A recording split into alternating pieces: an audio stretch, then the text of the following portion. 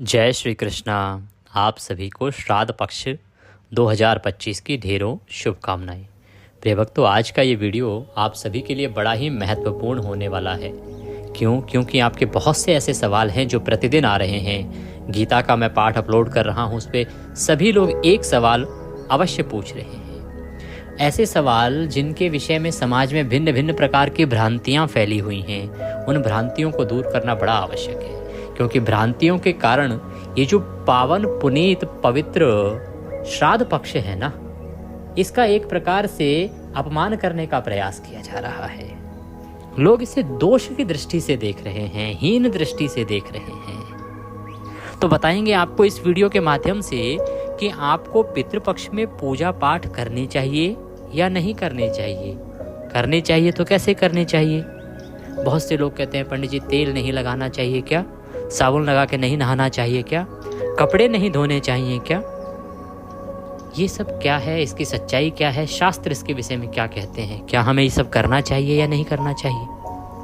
पितृपक्ष में अगर कोई व्रत पड़ रहा है तो हमें व्रत आदि करना चाहिए या नहीं करना चाहिए। मंदिर जाना चाहिए, सूर्य को अर्घ देना चाहिए या नहीं देना चाहिए। प्रतिदिन की पूजा जो हम करते हैं वो करनी चाहिए या नहीं करनी चाहिए। महिलाओं को बाल धोने चाहिए या नहीं धोने चाहिए। सिंदूर आदि लगाना चाहिए या नहीं लगाना चाहिए। श्रृंगार करना चाहिए या नहीं करना चाहिए। और जो श्राद्ध कर्म है, क्या वो महिलाएं कर सकती हैं या नहीं कर सकती हैं। क्या वो कन्याएं कर सकती हैं या नहीं कर सकती हैं। क्या पिता का श्राद्ध पुत्री कर सकती है या नहीं कर सकती है। क्या ससुर का श्राद्ध बहुएं कर सकती हैं या नहीं कर सकती हैं। क्या विधान है इसका। और बताएंगे वो एक कर्म जो आपको प्रतिदिन अवश्य करना चाहिए, अन्यथा जिस दिन आपके घर में श्राद्ध है उस दिन तो आपको अवश्य करना ही चाहिए। श्राद्ध की साधारण विधि क्या है, जल कैसे देना है और जल किसे देना चाहिए। एक और बड़ा जो सवाल आप लोगों के यहाँ से आ रहा है, जी मैं तो बीच का बेटा हूँ जी, बड़े भैया करते हैं, मुझे भी तर्पण करना चाहिए क्या। मैं सबसे छोटा हूँ जी, मुझे तर्पण करना चाहिए कि नहीं करना चाहिए।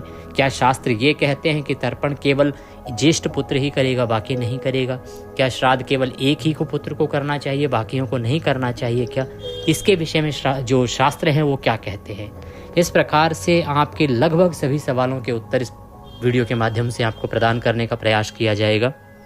वीडियो थोड़ा सा लेट हो गया, श्राद्ध से पहले मैं अपलोड करने का प्रयास कर रहा था, पर समय की कमी थी। आप सभी जानते हैं कि अभी थोड़े से हालात व्यस्त चल रहे हैं। एक तरफ हॉस्पिटल में देखना होता है मुझे, दूसरा बाकी काम भी देखने होते हैं, तो वीडियो थोड़ा सा लेट है। पर आपके सवाल प्रतिदिन आ रहे हैं, इसीलिए मैं ये वीडियो आपके लिए बना रहा हूँ। इसको अंत तक देखिएगा। श्राद्ध पक्ष से संबंधित तमाम जो आपके मन के वहम हैं वो दूर हो जाएंगे। आइए वीडियो आरंभ करते हैं। आपसे निवेदन है कि वीडियो यदि थोड़ा सा भी उपयोगी लगे तो कृपया एक बार लाइक अवश्य कर दीजिएगा। परमेश्वर वासुदेव की कृपा प्राप्त करने के लिए कमेंट बॉक्स में अवश्य लिखिएगा जय श्री कृष्ण। अपने पितरों की तृप्ति के लिए लिखिएगा जय पितृदेव। आपके पितृ तृप्त होंगे, संतुष्ट होंगे, प्रसन्न होंगे तो आपके जीवन के सभी संकटों का नाश होगा। आप देख रहे हैं देवभूमि ज्योतिष संस्थान का प्रतिष्ठित यूट्यूब चैनल देवभूमि धार्मिक। हम यहाँ पर सभी व्रत और त्योहारों की सही शास्त्रीय जानकारी प्रदान करते हैं। ज्योतिष शास्त्र और पंचांग के आधार पर आपको बताते हैं कौन सी तिथि कब है, व्रत आदि कब करना है। यदि आप सभी व्रत और त्योहारों की सही शास्त्रीय जानकारी पाते रहना चाहते हैं तो कृपया चैनल को सब्सक्राइब कीजिए और बेल आइकन को प्रेस कीजिए। जब आप चैनल में सब्सक्राइब का बटन दबाएंगे तो वहाँ एक घंटी का निशान बना हुआ आएगा, उसको अवश्य दबाइएगा, तभी आपको हमारे सारे वीडियो प्राप्त होंगे, अन्यथा आपसे जानकारी छूट जाएगी। आइए प्रिय भक्तों, बात करते हैं श्राद्ध पक्ष 2025 की। श्राद्ध पक्ष 2025 आरंभ हो चुका है। इसकी शुरुआत 7 तारीख से हो गई है। 7 तारीख को पूर्णिमा थी और 8 को प्रतिपदा। प्रिय दर्शकों, आपके जो सवाल हैं, सबसे पहले तो मैं ये कहना चाहूँगा कि श्राद्ध पक्ष को अपवित्र दृष्टि से क्यों देखा जाता है। क्यों ऐसा माना जाता है कि ये अशुभ होते हैं या ये समय अशुभ होता है। प्रिय दर्शकों, ये सबसे उत्तम समय है। ये सबसे उत्तम समय है, सबसे शुभ समय है। कैसे? जब आप अपने किसी प्रिय से मिलते हैं, अपने पारिवारिक जन से मिलते हैं, आपको खुशी होती है या गम। और अगर आपको तब खुशी होती है तो ये खुशी का अवसर है। जब आप किसी पारिवारिक जन के पास मिलने जाते हैं और उसको आप तंदुरुस्त देखते हैं और देखते हैं कि वो बड़ा खुशहाल है, प्रसन्न है, तो आपको खुशी होती है कि गम? इसको इस प्रकार से लीजिए। देखिए, आज का समाज जेलस की तरफ मत जाइए। माता पिता यदि किसी अपनी संतान को तंदुरुस्त देखते हैं, फलता फूलता देखते हैं, तो बताइए क्या लगेगा? माता पिता प्रसन्न होंगे ना कि देखो हमारे बच्चे आज प्रसन्न हैं। ठीक वैसे ही इस श्राद्ध पक्ष को समझिए। ये श्राद्ध पक्ष बड़ा ही पुण्यदायी समय है, श्राद्ध पक्ष बड़ा ही पवित्र समय है। न जाने क्यों किसने ये भ्रांतियां फैला रखी हैं समाज में कि ये अपवित्र समय है, अशुभ समय होता है जी, शोक का समय हो। ये शोक का नहीं, प्रसन्नता का समय है। हमारे जो पूर्वज चले गए हमें छोड़ के, वो हमसे मिलने आ रहे हैं, ये शोक का समय कैसे हुआ? अरे ये तो प्रसन्नता का समय है। शोक तो तब था जब वो गए थे, अब तो वो मिलने आते हैं हमसे।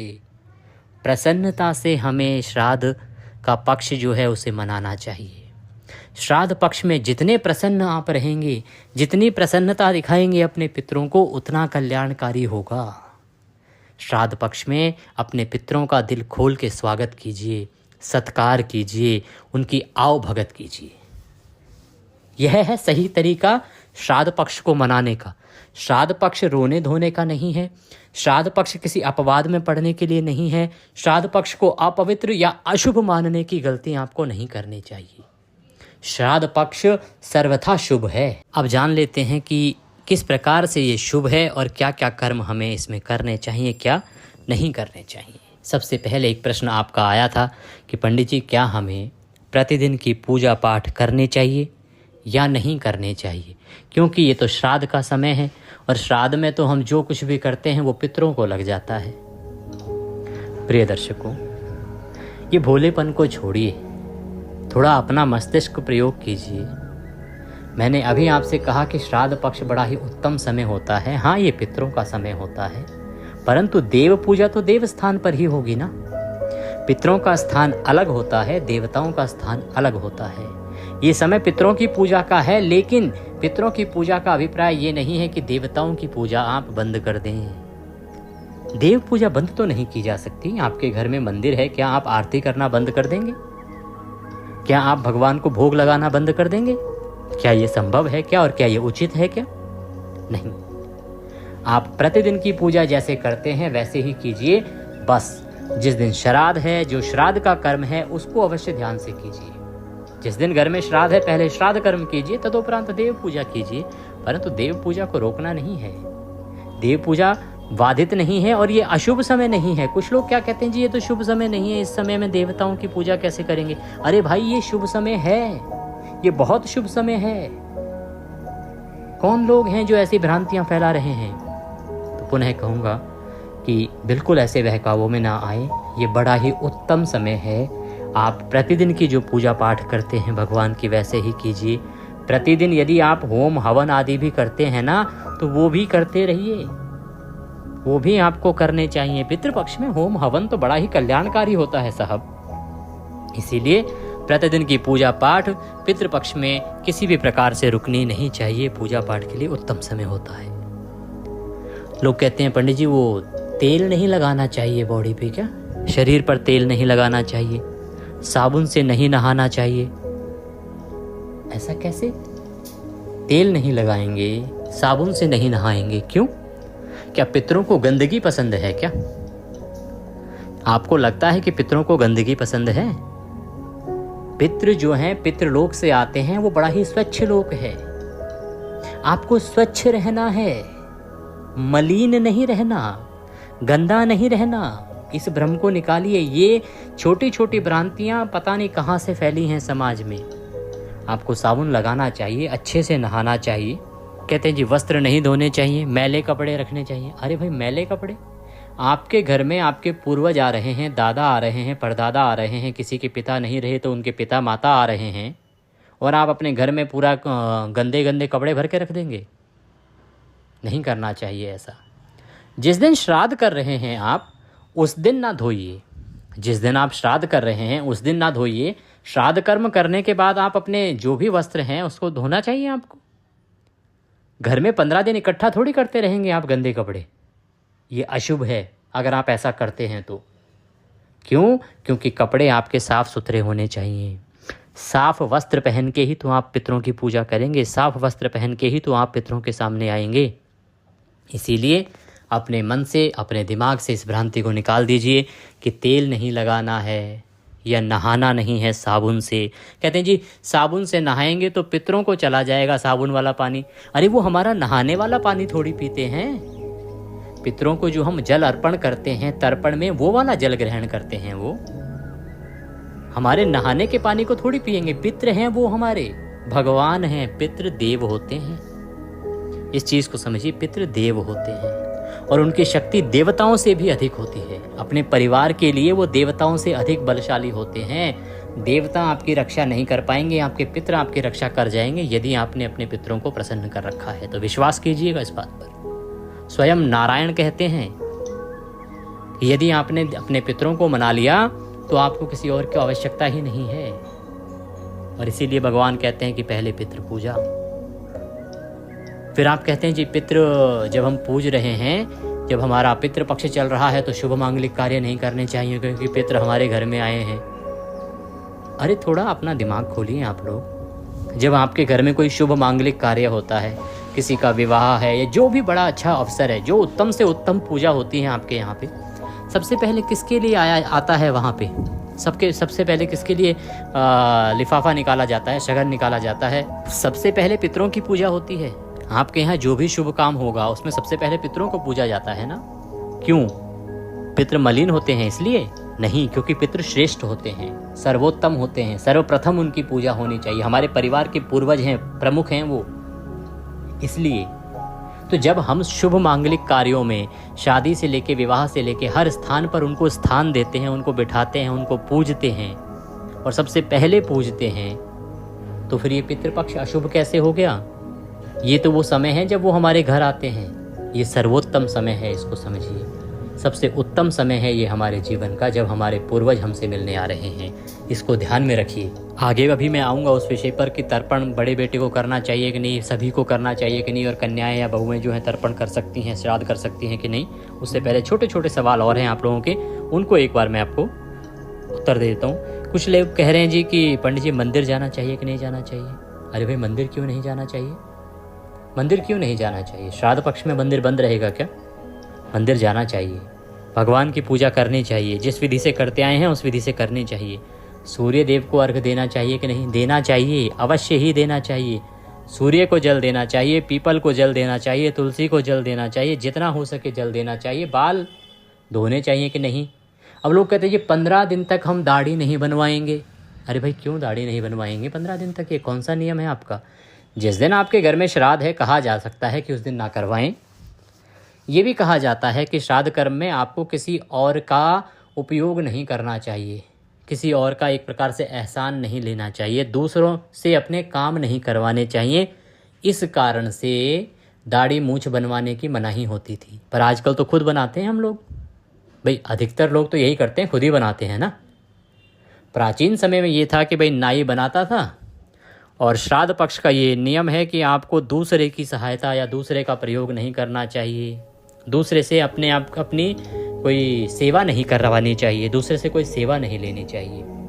ये पितृपक्ष का नियम था, इसलिए कहा जाता था कि नहीं बनवानी चाहिए। तो यदि स्वयं बना सकते हैं तो बनाइए, कोई दोष नहीं है। जब आपके घर में पितृ आएँ तो आप साफ दिखें, सुंदर दिखें, स्वच्छ दिखें, तो वो प्रसन्न होंगे। अब आप ना साफ दिखेंगे, मलिन दिखेंगे, साबुन से नहा नहीं रहे हैं, दाढ़ी बना नहीं रहे हैं, कपड़े गंदे गंदे घर में पड़े हैं, कैसे प्रसन्न होंगे पितृ आपके?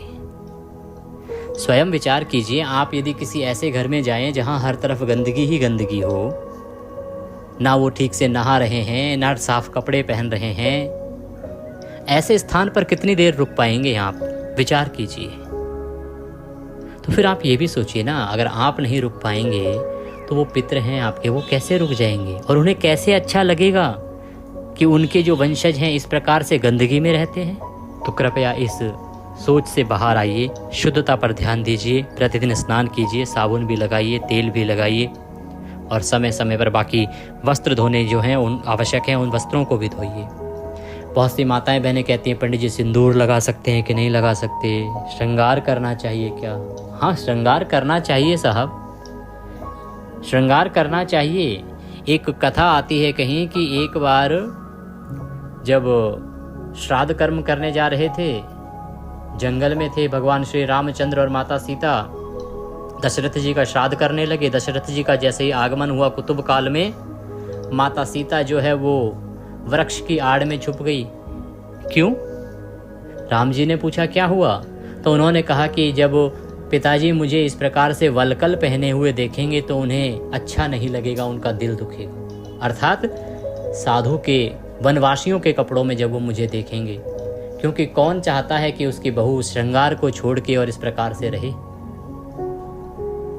तो प्रिय बंधुओं, जो भी हमारे पूर्वज हैं वो ये चाहते हैं कि उनकी घर की जो महिलाएं हैं वो पूर्ण रूप से श्रृंगारित रहें, सज धज के रहें। सजना सवरना श्रृंगारित होना खुशी दिखाता है, संपन्नता दिखाता है, यह संपन्नता का सूचक है। इसीलिए मेरी माताओं बहनों, आप सिंदूर भी लगाएं, अच्छे से श्रृंगार भी करें, सजे धजें और अच्छे से रहें, जिससे कि आपके जो पूर्वज आएँ तो उन्हें लगे कि उनकी कुल वधू जो है वो पूर्ण रूप से प्रसन्न है, खुश है, और वो आपको अनंत आशीर्वाद, क्योंकि जब आप प्रसन्न होंगे तो वो प्रसन्न होंगे, वो प्रसन्न होंगे तो आपको आशीर्वाद देंगे। तो इसीलिए आपको सज धज के श्रृंगार करने का पूरा अधिकार है, पितृपक्ष है, इस कारण से आप इन चीज़ों को ना छोड़ें। ये केवल भ्रांतियां हैं जो समाज में फैलाई गई हैं। अब मैं दो बड़े विषयों पर आ रहा हूँ, दो बड़े विषय। एक तो ये कि माताएं बहनें श्राद्ध कर सकती हैं कि नहीं, तर्पण कर सकती हैं कि नहीं, बेटियां कर सकती हैं कि नहीं। प्रिय दर्शकों, शास्त्र कहते हैं कि हाँ, माताएं बहनें श्राद्ध कर सकती हैं, तर्पण कर सकती हैं, कोई दोष नहीं है। तर्पण करने के लिए, श्राद्ध कर्म करने के लिए लिंग का कोई लेना देना नहीं है, स्त्री या पुरुष होने से उसका कोई संबंध नहीं है। आपकी श्रद्धा होनी चाहिए।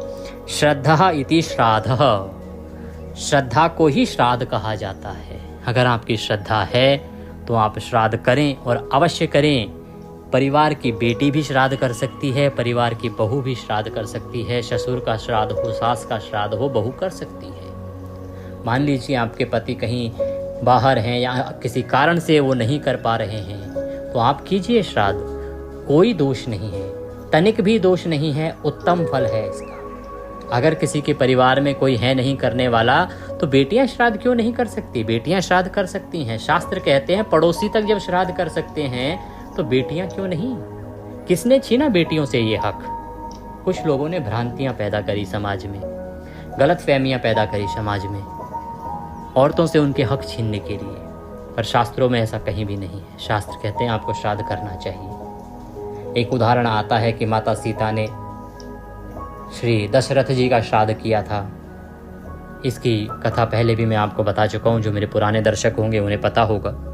जब माता सीता ने दशरथ जी का श्राद्ध किया था और दशरथ जी ने आशीर्वाद दिया था और स्वीकार किया था। तो ऐसे अनेकों उदाहरण हैं। इसीलिए कोई भी माता बहन अपने मन में ये विचार ना रखे कि वो श्राद्ध नहीं कर सकती। वो श्राद्ध भी कर सकती है, तर्पण भी कर सकती है, और उतना ही कर सकती है जितना पुरुष कर सकते हैं। अगला महत्वपूर्ण सवाल आपका, जो हमारे समाज में एक कुरीति के रूप में चलता आ रहा है कि केवल एक ही व्यक्ति तर्पण करेगा, एक ही व्यक्ति श्राद्ध करेगा। कहते हैं अरे हमारे तो बड़े भैया ने कर दिया जी, हमें क्या करना जरूरत है। अरे हमारे पिताजी कर तो रहे श्राद्ध, हम क्यों करें? हमारे पिताजी कर तो रहे तर्पण, हम क्यों करें? हमारे एक भाई ने कर तो दिया, हम क्यों करें? और यहाँ तक कि अगर कोई करने लगता है छोटे वाला, तो बड़े कह देते हैं अरे तुम छोटे हो, तुम क्यों श्राद्ध कर रहे हो, तुम क्यों तर्पण कर रहे हो, तुम्हारा कोई हक नहीं है। तो मैं दोनों की तरफ से बोलना चाहूँगा, श्राद्ध कर्म करने का हक छोटे को भी है, मंझले को भी है, बड़े को भी है, सबको है, और सबको करना ही चाहिए। ये हक नहीं है, ये कर्तव्य बनता है। ये हमारा दायित्व है कि हम अपने पूर्वजों का श्राद्ध करें। केवल बड़े पुत्र को इस कुल ने जन्म नहीं दिया ना, छोटे को भी तो दिया है। छोटे के रगों में भी तो आप उन्हीं का खून है।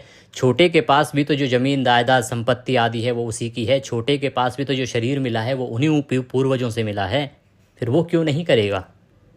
ये एक प्रकार से जिम्मेदारियों से भागने वाली बात होती है। श्राद्ध प्रत्येक जीव को करना चाहिए। अगर एक पिता की 4 संतानें हैं तो चारों को करना चाहिए। कन्या क्योंकि विवाहिता हो गई हैं तो वो अपने परिवार को संभाल रही हैं। मैं लड़कों के अनुसार बात कर रहा हूँ। 4 लड़के हैं तो चारों को करना चाहिए, विधि विधान से करना चाहिए, तब होते हैं पितृ प्रसन्न। ये नहीं कि मंझला नहीं कर सकता, छोटा नहीं कर सकता, मैं कैसे करूं, वो कैसे करें। और एक बड़ा सवाल, पिताजी बैठे हैं तो हम तर्पण कैसे करें, हम श्राद्ध क्यों करें। आप तर्पण क्यों नहीं करेंगे साहब, आपको करना। आपके पिताजी बैठे हैं लेकिन दादाजी तो नहीं हैं, दादाजी के परदादाजी तो नहीं हैं। आपने सुना होगा ना, ब्याज जो है वो मूल से अधिक प्रिय होता है, तो पुत्र से अधिक प्रिय पौत्र होता है, पोता। ग्रैंडसन कहते हैं शायद उसको, पोता होता है। तो पोता जब किसी दादा दादी का श्राद्ध करता है तो उससे दादा दादी को अति प्रसन्नता होती है, वो अत्यधिक प्रसन्न होते हैं। तो आपके पिताजी श्राद्ध कर रहे हैं अपने पिता का, तो आप अपने दादा दादी का कीजिए, परदादा परदादी का कीजिए, देखिए उनको कितनी तृप्ति होगी। तो इसीलिए दिमाग से इसको छोड़ दीजिए, निकाल दीजिए कि हम श्राद्ध नहीं कर सकते क्योंकि पिताजी बैठे हैं, पिताजी कर रहे हैं, ये एक ने कर दिया तो बाकी नहीं कर सकते। सबको श्राद्ध करना चाहिए, पितृ सबके हैं। और जब आप श्राद्ध कर्म करना आप शुरू कर देंगे, आपका कल्याण हो जाएगा। ये 15 दिन जो होते हैं, अगर इन 15 दिनों को मनुष्य ठीक से अपना ले, ठीक से श्राद्ध कर्म कर ले, अपने पितरों को प्रसन्न कर ले, तो मैं कहता हूँ कि उसके जीवन के सब संकट दूर हो जाएंगे। एक छोटा सा उपाय बताता हूँ। प्रतिदिन सुबह उठ के स्नान आदि से निवृत्त होकर एक तांबे का लोटा लीजिए, उसमें थोड़ा गंगा जल भरिए, काले तिल डालिए, कुशा है तो कुशा डालिए, तुलसी का पत्ता डालिए, शुद्ध जल भरिए, आसन लगा के बैठ जाइए दक्षिण दिशा की ओर मुख करके, और गीता के 7वें अध्याय का श्रवण कीजिए। गीता का 7वां अध्याय सुनिए, फिर संकल्प कीजिए कि मैं ये संपूर्ण पुण्य अपने अमुख पितरों को अर्पित करता हूँ। इसका पुण्य, गीता के 7वें अध्याय को पुण्य मेरे पितरों को लगे, और उस जल से तर्पण कीजिए। तर्पण कैसे करना है, अपना जो सीधा हाथ होता है उसमें अंगूठा और उंगली, उसके बीच का जो क्षेत्र है वो तर्पण क्षेत्र है, वहाँ से आप जल अर्पित करेंगे अपने पितरों को। मंत्र आपकी स्क्रीन पर आ जाएगा। मैं प्रत्येक दिन आपको गीता का 7वां अध्याय अपलोड सिर्फ इसलिए कर रहा हूँ जिससे कि आप अधिक से अधिक लाभ ले सकें। उसमें मैं मंत्र भी बताता हूँ, विधि भी बताता हूँ कि कैसे आप पितरों को ये जल अर्पित करेंगे, कैसे तर्पण करेंगे। केवल ये कर्म भी आप प्रतिदिन कर लेंगे ना, तो इसी से आपका उद्धार हो जाएगा। तो प्रिय दर्शकों, फिर मैं यही कहूँगा, पितृपक्ष चल रहा है, भरपूर लाभ लीजिए, सभी कर्म कीजिए, जितना करेंगे उतना पाएंगे। मैंने सभी प्रश्नों के उत्तर देने का प्रयास किया है। फिर भी कोई प्रश्न रह गया हो तो कमेंट बॉक्स में लिख के पूछ सकते हैं। दक्षिणा स्वरूप यदि कुछ भेजना चाहते हैं तो स्क्रीन पर नंबर आ रहा होगा, उस पर भेज सकते हैं। और गीता के 7वें अध्याय को सुन के उसका पुण्य पितरों को अवश्य अर्पित कीजिएगा। बड़ा ही कल्याणकारी कर्म है। ईश्वर सब पर कृपा करें। हरे कृष्ण।